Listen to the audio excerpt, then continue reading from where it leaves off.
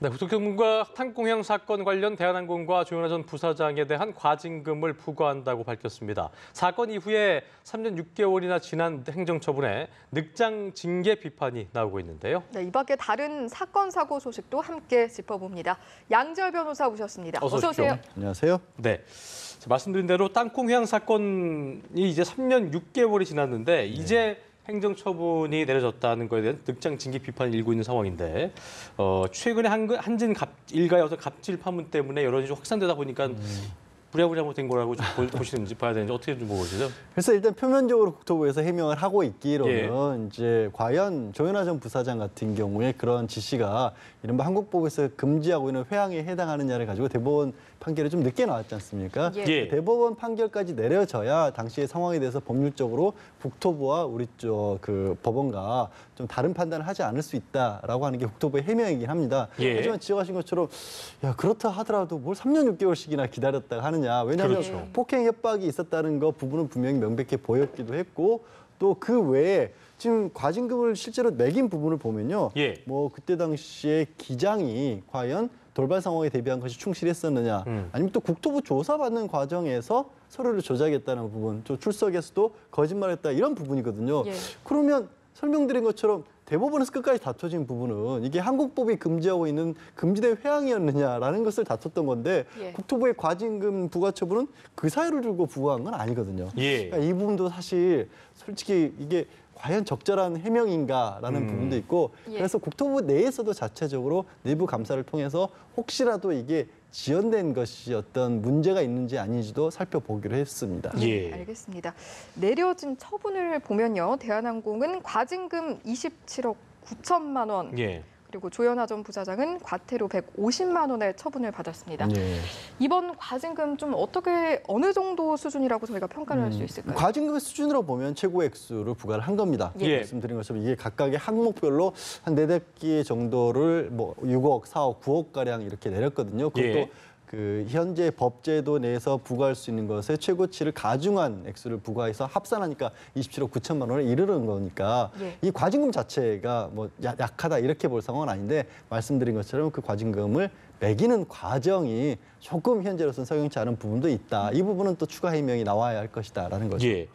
이게 국토부가 또다시 어떤 대한항공 특혜 시비에 휩싸이게 좀 되면서 이른바 뭐 어떤 칼피아로 대표되는 어떤 국토부랑 대한항공 간의 어떤 유착 관계 때문이라는 곱지 않은 뭐 시선도 나오고 있는데요. 네. 이 부분은 어떻게 좀 보고 계세요? 뭐 그런 부분도 역시 지난번 사실 이제 검찰의 조사를 받기 이전에 예. 국토부에 출석해서 조사를 받는 과정에서는 이제 꽤 오래전 일이긴 하지만 출석해서 뭐 편의를 좀 봐줬다라든가 예. 나와 있는 동안에 조사 항목이나 이런 것들도 그냥 대한항공 측의 주장이 일방적으로 받아들여진 것이 아닌가라는 그런 지적들이 좀 있었지 않습니까? 예. 그런 부분에 있어서 국토부가 조금 더 달라진 모습을 보여야 되고 달라진 모습을 해명을 해야 되고 사실 대한항공이 굉장히 긴 세월 동안 대한민국의 유일한 항공사로 자리매김을 하고 있었고 독보적인 어떤 독점적인 위치를 차지하고 있다 보니까 과거에 어느 정도 분명히 유착관계 같은 것들이 존재했던 것으로 보이는 것도 사실이거든요. 그렇죠. 예. 하지만 지금은 그런 일이 없다라는 것을 조금 더 명확하게 하려면 예. 일회적인 어떤 과징금 부과 처분이 아니라 예. 추가적으로 말씀드린 어떤 내부 감사 같은 걸 통해서 네. 이제는 그런 일이 없다라는 걸 국민들이 확신할 수 있을 만큼의 모습을 좀 보여줘야겠죠. 그러니까 칼피아를 좀 없앨 수 있는 근본적인 차단책 같은 것 중에 하나가 이제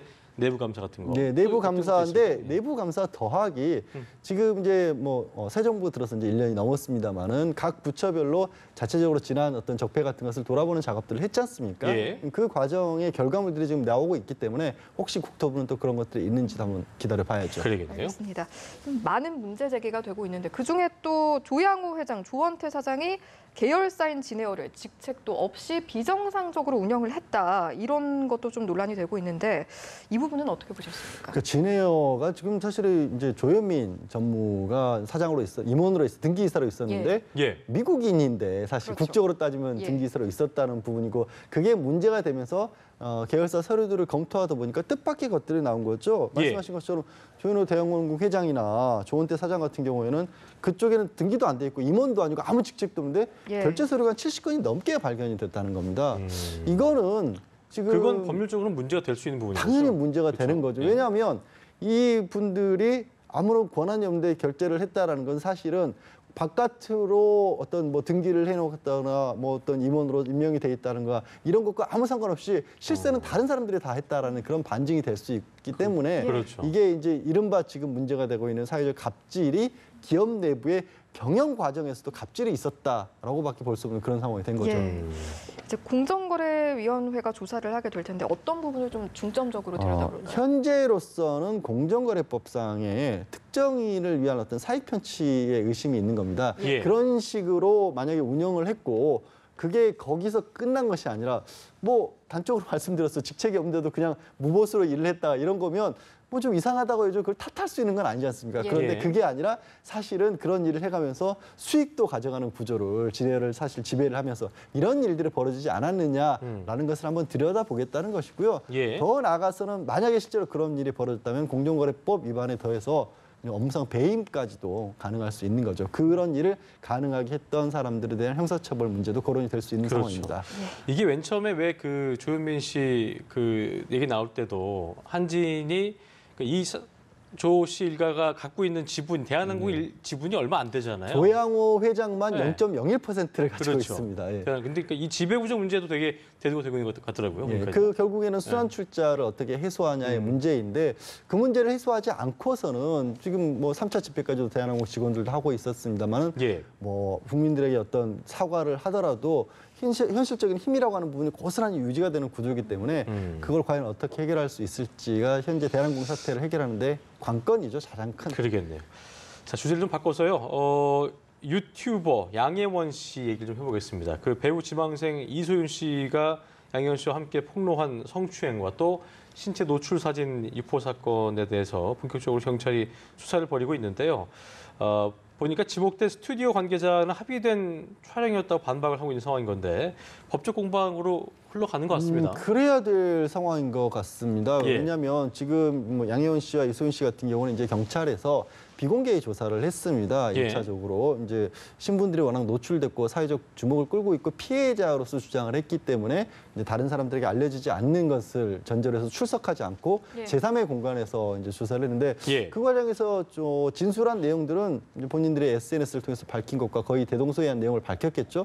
근데 스튜디오 측에서는 완벽하게 다른 얘기를 하고 있는 겁니다. 이제 계약에 의해서 다 상황을 다 설명하고 알고 있었던 것이고 예. 또 양혜원 씨 등이 주장하는 것처럼 스튜디오에서 감금 같은 것들, 그러니까 뭐 자물쇠를 통해서 못 나가게 했다라거나 아니면 특히 뭐 작가라고 해야 될까요? 거기 회원이라고 해야 될까요? 사진을 촬영하는 사람들에 의해서 성추행 같은 것들이 벌어지지도 않았다. 뭐 그런 것들을 입증할 수 있는 증거 자료까지도 본인들이 가지고 있다라고 나와서 법적 공방으로 갈 것 같은 그런 근데 상황입니다. 그게 이제 입증할 수 있는 자료가 없는 경우에 그 진술만 있다면은 불리할 수도 있는 사실 거예요? 진술이 얼마만큼이나 구체적이냐인데 지금은 그런 걱정까지는 뭐 염려까지는 덜해지는 게 관련자들이 굉장히 많이 있지 않습니까? 당시에 사진을 찍었다는 사람만 해도 한 20명 가량이 있고요. 그렇죠. 또 과거에 3년 전 일이긴 하지만 스튜디오가 예. 그 안에 내부는 뭐 공사를 좀 해서 변경을 했는데 예. 문제가 되고 있는 시정 장치 같은 걸 할 만한 그런 상황이었는지 그러니까 스튜디오 출입구는 그대로 유지가 되고 있다고 합니다. 예. 그러니까 지금 이제 양혜원 씨나 피해를 주장하는 분들은 거기에 뭐 큰 자물쇠로 잠궜었다고 하는데 예. 또 그것도 그렇지 않았다라는 얘기를 하고 있거든요. 그리고 이제 당시 20명 가까운 사람들이 사진을 찍었다라면 예. 뭐 이게 그 찍기 위한 그 컷만 잡히는 것들이 아니라 뭐 일부는 영상을 찍었을 수도 있고요. 그렇죠. 또 다른 어떤 의도되지 않은 사진들 같은 것도 많이 있다 보면 예. 그거를 통해서도 경찰로서는 현장의 상황이나 분위기 같은 것을 좀 파악할 수도 있을 것으로 보입니다. 예. 일단 유포라는 부분 자체도 문제인데 그렇습니다. 유포지는 확인이 됐는데 이제 유출 용의자를 파악하는 것도 중요할 것 같습니다. 예, 그렇습니다. 예, 이제 유출자에게는 어떤 혐의가 적용이 되고 또 어느 정도의 처벌이 가능할지. 지금 상황은요, 이게 유출이라고 하는 게 사실 큰 더 문제가 된 거 아니겠습니까? 예. 피해자는 피해 사실이 드러나는 걸 원치도 않았던 상황이었는데 그렇습니다. 이런 어떤 성적 수치심이나 성적 욕망을 불러일으킬 만한 사진을 자기의 의사에 반해서 찍는 것 자체도 범죄고요. 그건 5년 이하의 징역입니다. 근데 이거를 또 유출시키는 건 더 별개의 범죄입니다. 예. 그래서 이것도 3년 이하의 징역인 거거든요. 만약 지금 스튜디오 실장이 주장하는 것처럼 내부에서의 사진이 어떤 합의하에 이루어진 걸 할지라도 예. 그걸 유출시킨 것은 추가적으로 처벌을 해야 되는 상황이고요. 말씀을 드린 김에 또 나오고 있는 얘기 중에 하나가 이게 2차 피해로 사진이 좀 확산되는 그런 성향도 있는데 이거를 함부로 이른바 내려받기 다운로드를 하게 되면요. 요즘에 그 이런 사람도 또 그냥 다운받는 게 아니라 이런 걸 공유하는 사이트 프로그램 자체가 다운을 받으면서 다른 사람들도 다운받을 수 있게 내 사진도 올리는 구조가 되어 있습니다. 업로드 가능하죠. 아예 업로드가 자동으로 되는 거기 때문에 그게 예. 유포행위가 되는 겁니다. 그래서 그런 부분에 대한 2차 피해도 막아야 되고 또 형사처벌 대상이 될 수 있다는 점도 유의를 좀 하셨으면 좋겠습니다. 그렇겠네요. 자, 그리고 피팅 모델 아르바이트를 빙자한 스튜디오 성추행 뭐 이 같은 성희롱 사건이 불거지면서 다른 피해자들의 미투 폭로도 이어지고 있는 상황인 건데 일단 잠시나마 어떤 사회적 이슈에서 조금 벗어나 있던 이 미투 운동이 다시금 좀 불이 지펴지는 그런 모습인 것 같습니다. 그러니까 미투라는 큰 어떤 묶음이 있다면 그 안에 굉장히 여러 가지 영역들이 존재하는 것 같습니다. 그렇죠. 이번 사건 같은 경우가 또 새로운 어떤 양상인데 이걸로 알려진 바에 따르면 생각보다 이런 일들이 굉장히 많이 벌어지고 있고 뭐 스튜디오라는 명목하에서 이 어떤 일이 벌어질지 잘 모르고 갔었던 여성들이 피해자로 이렇게 변하는 경우들이 종종 있었다고 하거든요. 예. 그게 그냥 뭐 입소문처럼 떠돌기만 하다가 이번에 이제 불거져 나온 것이다라고 그렇게들 분석을 하고 있는데 예. 그렇다라면 그런 어떤 뭐 정말 인터넷 공간에서 있어서는 안 된 일들이 계속해서 지속돼 왔고 수년간 있었다. 그러면 이것들을 막을 수 있는 계기들도 해야겠죠. 이 지금 피해 여성들 같은 경우에도 그냥 아르바이트 사이트에 모델로 일하려고 공고 같은 것을 보고 찾아갔다가 엉뚱한 일을 겪었다라고 예. 지금 얘기하고 있는 거 아니겠습니까? 예. 왜 지금 우리 사회에서는 이런 일들이 암암리에 비밀리에 그런 일들이 수년 동안이나 지속되고 있었는지 그걸 막으려면 어떤 방법을 취해야 될지도 또 한번 또 고민해봐야 할 시점입니다. 예. 사실 이제 미투 운동 촉발한 계기가 서지현 검사와 관련해서 이제 성추행을 한 뒤 인사복을 한 혐의로 안태근 전 검사장이 이제 기소가 되고 하면서 좀 일이 확대된 게 있는데 이제 석 공판에서 혐의를 부인을 했거든요. 아무래도 이제 그렇습니다. 향후 재판 과정도 좀 관심이 모아질 것 같은데 앞으로의 핵심 쟁점 무엇이 될까요? 일단 그 성추행 자체는 사실 이제 공소시효가 지났기 때문에 예. 처벌할 수 없는 상황이긴 하지만 이 안태근 전 검사장이 법정에 출석해서 한 얘기는 술에 너무나 취해 있었기 때문에 기억이 아예 기억이 없다. 없다. 예. 그럼 기억이 없는데 어떻게 내가 그 사실 그거를 막기 위해서 이 서지현 검사에게 인사상 불이익을 줄 수가 있었겠느냐. 오히려 내가 만약에 알았다라면 그게 시끄럽게 되는 걸 막기 위해서로 그렇지 않기 위해서라도 조용하게 처신을 했을 것이지 뭐하러 이거를 뭐 건드려서 불쏘시개처럼 이렇게 했겠느냐라는 주장을 법정에서 한 거거든요. 예. 그러면 결국에는 처벌을 하기 위해서가 아니더라도 실제 그런 일이 있었는지 더하기 이제 안태근 전 검사장이 결국 이제 검찰 내에 인사권을 쥐고 있었던 국장 자리에 있었을 때 정말로 서지현 검사에 정말 찍어서 그러니까 그야말로 수도권에서도 굉장히 멀리 떨어진 곳에 어떤 압력을 행사해서 보낸 것이냐 그거는 관련자들의 내부적인 어떤 증언이 반드시 필요한 상황이거든요. 이게 네. 검사의 인사라고 하는 것들이 서류상으로 봤었을 때는 뭔가 문제가 있어서 보냈다라는 게 서로에 드러날 그런 상황으로 만들지는 않았을 거 아니겠습니까? 검찰 내부에서 어떤 각자에 대한 또 평가도 있을 거 아니에요. 그러니까요. 그렇죠? 그러니까 그런 평가 같은 것들을 예. 그 정당한 인사처럼 보이게 틀림없이 설령 부정한 일이 있었다고 할지라도 그렇게 보이게끔 서류를 만들어놨을 거기 때문에 내부에서 얼마만큼이나 그 실제 있었던 일을 증언해 줄 수 있는 사람이 나타나느냐. 뭐 수사 과정에서 그런 부분들이 확보가 됐기 때문에 기소를 했다라는 게 지금 검찰의 입장이긴 합니다만 그게 이제 재판에서도 다시 한번 다투져야겠죠. 그러니까 내부에서 어쨌든 당시의 상황을 좀 증언해 줄 수 있는 관계자들이 나오는 것이 좀 중요할 수 있겠다는 그게 말씀이죠. 국민들이 바라봤을 때 검찰이 정말 이 사건을 진지하게 바라보고 반성하고 있느냐를 또 판가름하는 잣대가 되지 않을까요? 알겠습니다. 자, 경찰이 홍대 몰카 사건을 피해자 성별에 따라서 편파적으로 수사한다 주장하는 여성들이 이제 집회가 조금 뒤에 이제 도심에서 열리게 되는데요.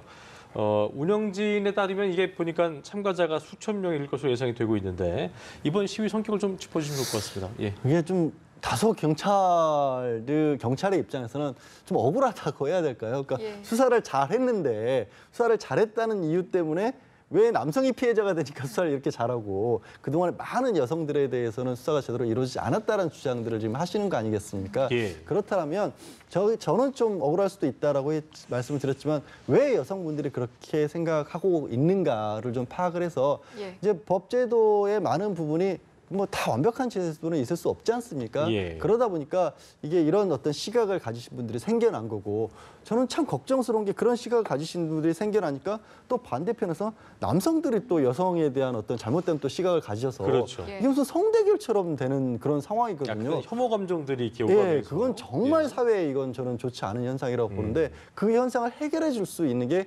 결국에는 이런 어떤 사건들이 벌어졌을 때 어떻게 할 것인지 법제도를 정확하게 해줘야 하는 게 그 방법밖에 없지 않겠습니까? 이 여성들이 안심하고 믿고 맡길 수 있다라면 왜 이런 불만을 제기하겠어요? 다소 이 사건만 놓고 보면 억울한 점이 있더라 하더라도 뭐가 여성분들이 왜 목소리를 내는지 조금 더 귀를 기울여주시고 보완을 해주셔야겠죠. 이슈가 된 거는 약간 특이한 경우여서 된 거로 보세요. 사실 이슈가 된 거는 몇 가지 좀 특이한 경우가 이게 대학 내에 모델이라고 하는 직업인을 상대로 했던 부분이고 그렇죠. 또 그게 남성인데 이게 특정 사이트에서 공유가 되면서 심각한 2차 피해가 발생을 했었거든요. 그래서 경찰에서도 언론에서도 주목을 했었고 언론에서 주목을 했는데 경찰 입장에서는 이 어떤 가해자를 특정하기가 너무나 쉬운 상황이었잖아요. 폐쇄된 공간에 몇 명 안 그렇죠. 되는 사람에 의해서 벌어진 일이었기 때문에 그게 또 이제 검거도 빨리 할 수도 있었던 건데 예. 이제 그거를 오해하시는 분도 생기는 것 같습니다. 네, 알겠습니다. 알겠습니다. 오늘 말씀 여기까지 듣겠습니다. 지금까지 양지열 변호사였습니다. 고맙습니다. 고맙습니다. 고맙습니다. 고맙습니다.